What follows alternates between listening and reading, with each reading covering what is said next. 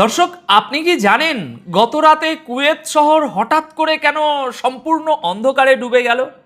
না, এটা কোনো সাধারণ পাওয়ার কাট ছিল না। একটা পুরো দেশ, যাদের তেলের টাকায় কোনো অভাব নেই, তারা হঠাৎ করে সম্পূর্ণ ব্ল্যাক আউটে চলে গেল। কেন? কারণ পর্দার আড়ালে এমন একটা ভূরাজনৈতিক দাবার চাল খেলা হয়েছে, যা পুরো পশ্চিমা বিশ্বকে এই মুহূর্তে কাঁপিয়ে দিচ্ছে। আপনারা হয়তো সকাল থেকেই ব্রেকিং নিউজ দেখছেন টিভিতে যে আমেরিকা আবার ইরানের উপর একটা ভয়াবহ হামলা শুরু করে দিয়েছে। পশ্চিমা মিডিয়া আপনাকে গলা ফাটিয়ে বলছে যে ইরান নাকি নিরীহ বাণিজ্যিক জাহাজের উপর হামলা করেছিল, আর আমেরিকা গ্লোবাল পুলিশ হিসাবে জাস্টিস দিতে গেছে সেখানে। আজকের এই বিশেষ প্রতিবেদনে আপনারা দেখবেন খুব গুরুত্বপূর্ণ কিছু খবর। কেন আমেরিকা তড়িঘড়ি করে মাত্র 20 দিন আগে করা একটা চুক্তি বা MOU ভেঙে দিল? কেন তারা টার্গেট করলো ইরানের স্পিড বোটগুলোকে? আর ভিডিওর শেষে আমি আপনাদের সেই আসল কারণটা একদম লজিক দিয়ে বুঝিয়ে দেব, যা শুনলে আপনারা বুঝতে পারবেন আমেরিকা আসলে এই মুহূর্তে কতটা ডেসপারেট আর ভয়ঙ্কর একটা ফাঁদে পা দিয়েছে। কিন্তু তার আগে আমাদের বুঝতে হবে গত কয়েক ঘন্টায় মিডল ইস্টে আসলে কি ঘটে গেল। দেখুন, আমি বারবার বলি, আন্তর্জাতিক রাজনীতিতে যা দেখানো হয় আসল ঘটনা তার চেয়ে সম্পূর্ণ আলাদা হয়। পশ্চিমা বিশ্ব সবসময় একটা ন্যারেটিভ তৈরি করে যাতে তাদের আগ্রাসনকে জাস্টিফাই করা যায়। আর ঠিক এটাই ঘটেছে আজ 8ই জুলাই 2026 তারিখে। 8ই জুলাই ভোররাত ঠিক 3টের সময় যখন পুরো বিশ্ব ঘুমাচ্ছে, তখন আমেরিকা ইরানের বিরুদ্ধে একটা বিশাল বড় মিলিটারি অপারেশন শুরু করে দিল। আপনি শুনলে অবাক হবেন যে এই হামলার খবর কোনো লিক হওয়া সোর্স থেকে আসেনি। খোদ আমেরিকার সেন্ট্রাল কমান্ড, যাকে আমরা সেন্টকম বলি, তারা নির্লজ্জের মতো সোশ্যাল মিডিয়ায় পোস্ট করে এই হামলার কথা স্বীকার করেছে যে আমরাই করেছি। তারা বুক ফুলিয়ে বলছে যে ইরানের একাধিক স্ট্র্যাটেজিক পয়েন্টে তারা অত্যন্ত শক্তিশালী স্ট্রাইক করেছে। কেন করেছে? যাতে ইরানকে চরম মূল্য চোকাতে হয়। দর্শক, এখানে একটা জিনিস একটু মনোযোগ দিয়ে বুঝুন আপনি। আমেরিকা দাবি করছে যে তাদের এই হামলা হলো একটা জবাব। কিসের জবাব? তাদের মতে ঠিক এর আগের দিন, অর্থাৎ গতকাল 7ই জুলাই 2026 তারিখে হরমুজ প্রণালী দিয়ে যাওয়া 3টি বাণিজ্যিক জাহাজের উপর ইরান নাকি হামলা চালিয়েছিল, যা আমি গতকালকের ভিডিওতে এই নিয়ে বিস্তারিত প্রতিবেদন আপনাদেরকে জানিয়েছি, সব দেখিয়েছি। এখন সেন্টকমের বয়ান অনুযায়ী ওই জাহাজগুলোতে নাকি নিরীহ বেসামরিক নাবিকরা ছিল এবং আন্তর্জাতিক জলসীমায় তাদের উপরে হামলা করে ইরান নাকি যুদ্ধবিরতি এবং তাদের মধ্যে হওয়া MOU এই দুটোই লঙ্ঘন করেছে। এবার লজিক্যালি একটু চিন্তা করুন, আমেরিকা আন্তর্জাতিক আইনের কথা বলছে, যে দেশটা দশকের পর দশক ধরে মধ্যপ্রাচ্যে লক্ষ লক্ষ সাধারণ মানুষকে হত্যা করলো, তারা আজ আন্তর্জাতিক জলসীমা আর নিরীহ মানুষের কথা বলছে। আসল ব্যাপারটা হলো, গতকাল 7ই জুলাইয়ের ওই জাহাজগুলোর উপর হামলার ঘটনাকে আমেরিকা একটা ঢাল হিসাবে ব্যবহার করছে মাত্র। সেন্টকমের দাবি অনুযায়ী আমেরিকা তাদের এই তথাকথিত জবাবি হামলায় ইরানের এয়ার ডিফেন্স সিস্টেম, উপকূলীয় radar system, surface to air missile battery, antiship cruise missile site, drone launching pad এবং বেশ কিছু বন্দর বা পোর্ট ফেসিলিটি ধ্বংস করেছে। দর্শক, এই লিস্টটা একটু খেয়াল করুন। একটা বাণিজ্যিক জাহাজে হামলার বদলা নিতে কেউ কি এতগুলো স্ট্র্যাটেজিক কোর পয়েন্টে একযোগে হামলা করে? পরিষ্কার বোঝা যাচ্ছে আমেরিকার উদ্দেশ্য কোনো জাহাজের বদলা নেওয়া ছিল না, বরং তাদের মূল টার্গেট ছিল হরমুজ প্রণালীর উপর থেকে ইরানের সামরিক আধিপত্য ধ্বংস করা এবং ইরানের সামগ্রিক মিলিটারি সক্ষমতাকে ক্ষতি করে দেওয়া। দর্শক, আমরা যদি আরও একটু গভীরে যাই তাহলে দেখতে পাবো হামলার পরপরই ইরানের অত্যন্ত গুরুত্বপূর্ণ কিছু এলাকা থেকে ভয়াবহ বিস্ফোরণের খবর আসতে শুরু করে। ইরানের সরকারি মিডিয়ার রিপোর্ট অনুযায়ী হরমুজ প্রণালীর সবচেয়ে স্ট্র্যাটেজিক পয়েন্টগুলোর একটি হলো কেশম আইল্যান্ড। সেখানে অন্তত 6টা বিকট বিস্ফোরণের শব্দ শোনা গেছে। দেখছেন তো, শুধু তাই নয়, সিরিক বন্দরের আশেপাশে অন্তত 7টি বড়সড় ধামাকা হয়েছে। আর সবচেয়ে বড় খবরটা এসেছে বন্দর আব্বাস থেকে। বন্দর আব্বাসের শহীদ হাক্কানি পোর্ট থেকে যে ছবিগুলো সামনে এসেছে তার রীতিমতো শিউরে ওঠার মতো। এই বন্দর আব্বাসে 20টিরও বেশি স্ট্রাইক করা হয়েছে। এই বন্দরটা অন্তত 3বার টার্গেট করে এই বন্দরে বোমাবর্ষণ করেছে আমেরিকান এয়ারফোর্স এবং নেভি। বন্দর আব্বাস শহরের পূর্ব এবং পশ্চিম উভয় দিক থেকেই একের পর এক বিস্ফোরণের শব্দ পাওয়া গেছে। কিছু রিপোর্টে বলা হচ্ছে কমার্শিয়াল এবং ফিশিং জেটগুলোতেও প্রজেক্টাইল এসে পড়েছে।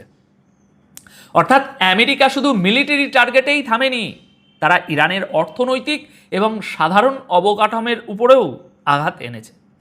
এটাই হলো পশ্চিমাদের ডাবল স্ট্যান্ডার্ড। মুখে তারা সাধারণ মানুষের অধিকারের কথা বলে, আর কাজে তারা সাধারণ জেলেদের নৌকাতেও বোমা মারে। রিপোর্ট তো তাই বলছে। দর্শক, এর পরের ঘটনাগুলো আরও বেশি ইন্টারেস্টিং। আজ 8ই জুলাই ভোরবেলা ঠিক 4:45টায় ইরানের বিদেশ মন্ত্রকের তরফ থেকে একটা অত্যন্ত কড়া রিয়াকশান আসে।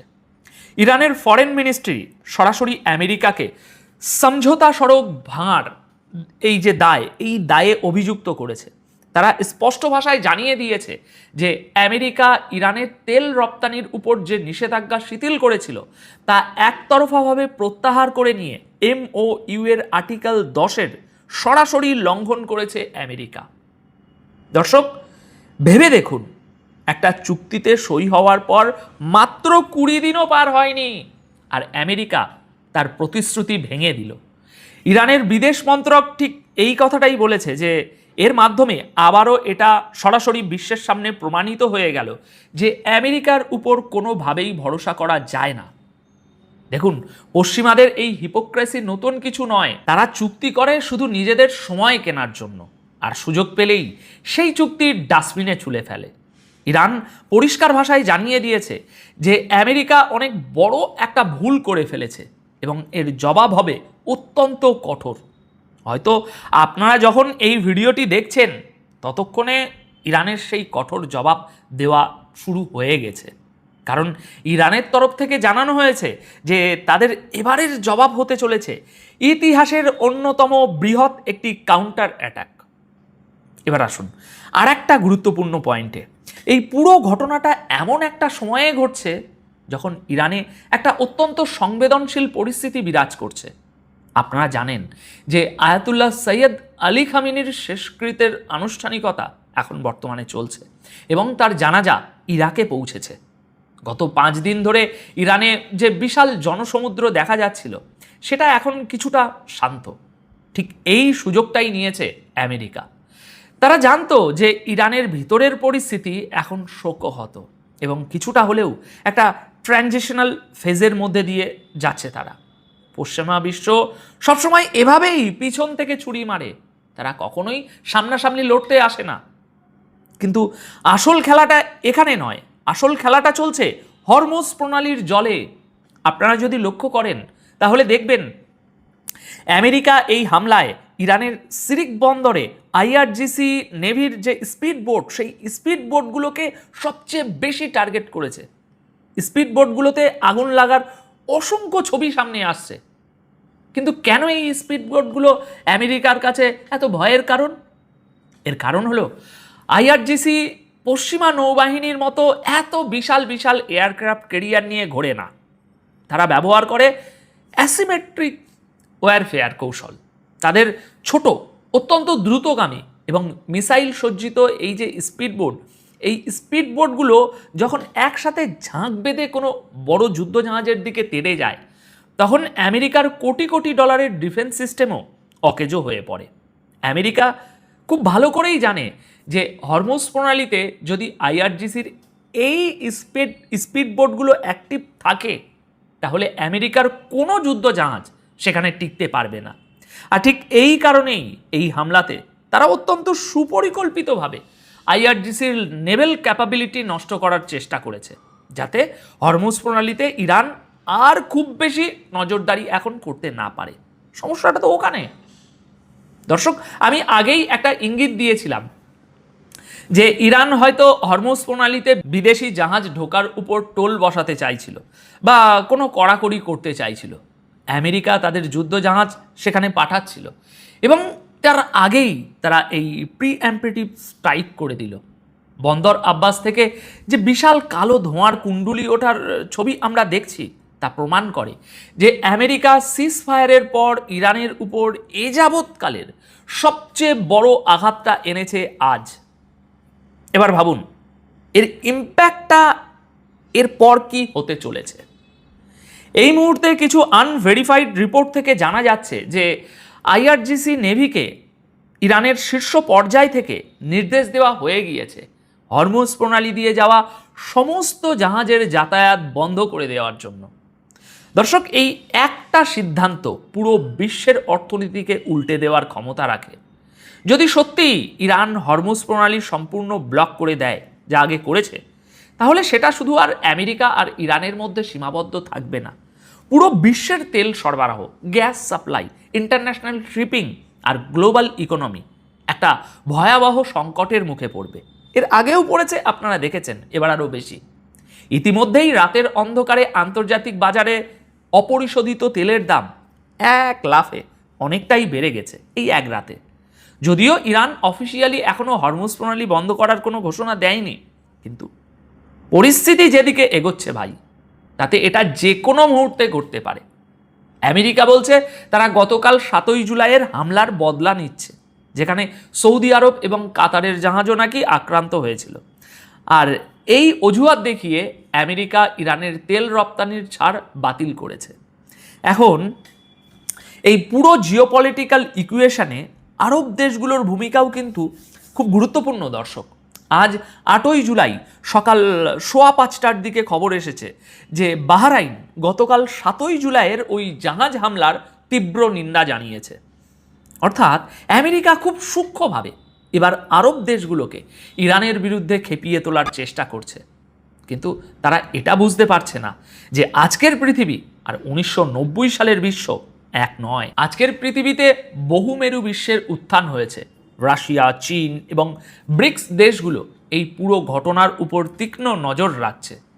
আমেরিকা যদি ভাবে যে তারা মধ্যপ্রাচ্যে আর একটা যুদ্ধ শুরু করে নিজেদের আধিপত্য বজায় রাখবে, তাহলে তারা মূর্খের স্বর্গে বাস করছে, এটাই আমি বলবো। দর্শক, এবার আসি সেই সত্যটায় যা আমি ভিডিও শুরুতে আপনাদের বলেছিলাম। আমি কি বলেছিলাম? আমি বলেছিলাম কুয়েতের ব্ল্যাকআউটের কথা।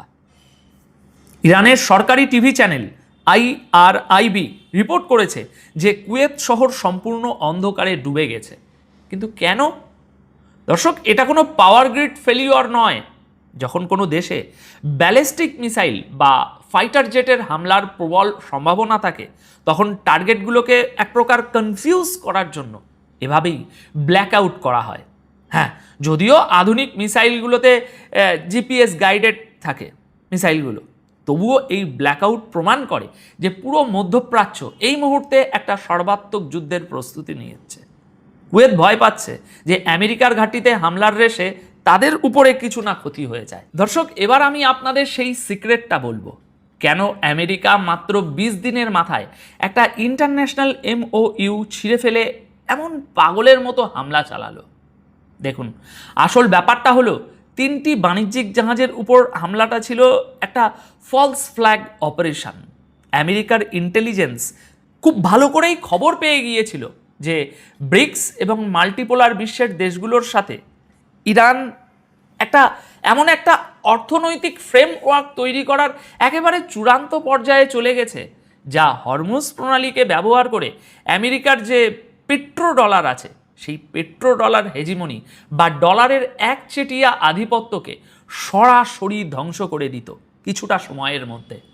ইরান হরমুজ প্রণালীকে শুধু একটা জলপথ হিসেবে নয়, বরং একটা গ্লোবাল এনার্জি চোক পয়েন্ট হিসাবে প্রতিষ্ঠা করতে চাইছিল, যেখানে ট্রানজিট নির্ধারণ হতো ডলারের বদলে অন্য কোনো মুদ্রায়। খামেনির শেষকৃতের ডামাডোলের মধ্যেই ইরান হয়তো এই মাস্টার স্ট্রোকটা একটু পরে প্লে করতে চাইছিল। এবার আমেরিকা যখন বুঝতে পারলো যে তাদের পায়ের তলা থেকে গ্লোবাল অর্থনীতির মাটি সরে যাচ্ছে, তখন তারা মরিয়া হয়ে এই হামলা চালিয়েছে। তারা MOU বাতিল করেছে, কারণ তারা বুঝতে পেরেছিল যে স্যাংশন শিথিল করে তারা আসলে ইরানের অর্থনীতিকেই শক্তিশালী হতে সাহায্য করছিল, যা আমরা অনেক দিন থেকে আলোচনা করছি, যা শেষ পর্যন্ত আমেরিকার গলাতেই ফাঁস পড়াতো। দর্শক, আজকের এই ঘটনা প্রমাণ করে যে পশ্চিমা বিশ্ব এখন কতটা